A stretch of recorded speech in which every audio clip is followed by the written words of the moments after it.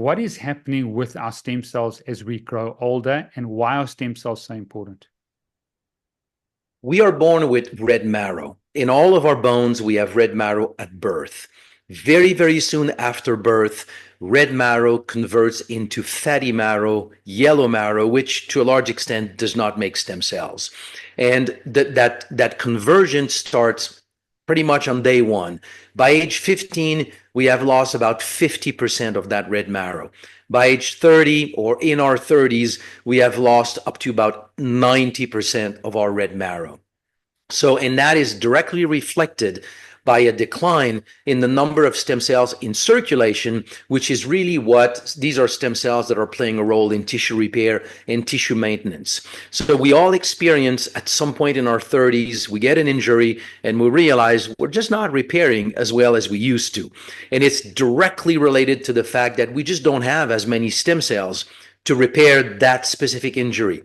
To me, the biggest impact of all that knowledge is to realize that while stem cells play a role as part of the repair system to repair an injury on the day that we have an injury, in the background, they play an absolutely vital role in simply replacing the cells that are lost every day. Stem cell research has revealed that we experience aging as a slow decline, but that is not physiologically how it's happening in the body.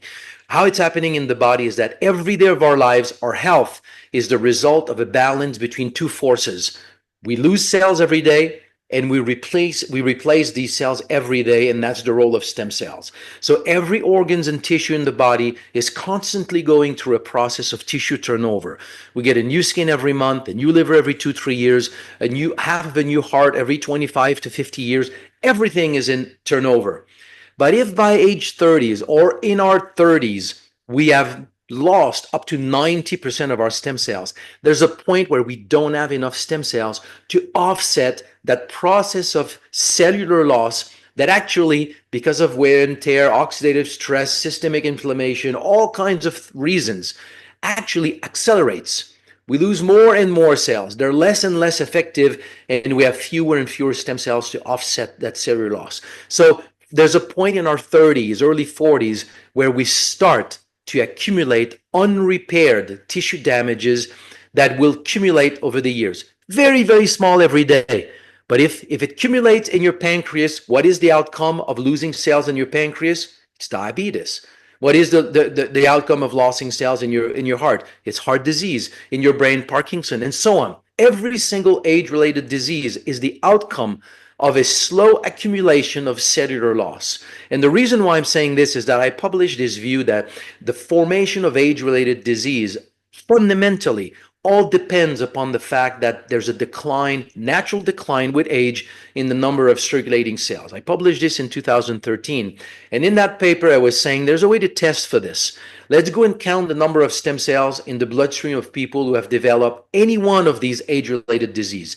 And they should have fewer stem cells than healthy people of the same age. Now there's about 50 of those studies that have been published. And if you look at the number of stem cells in people who have heart disease, atherosclerosis, hypertension, erectile dysfunction, liver failure, kidney failure, COPD, emphysema, Alzheimer's, Parkinson, lupus, arthritis, and the list keeps growing.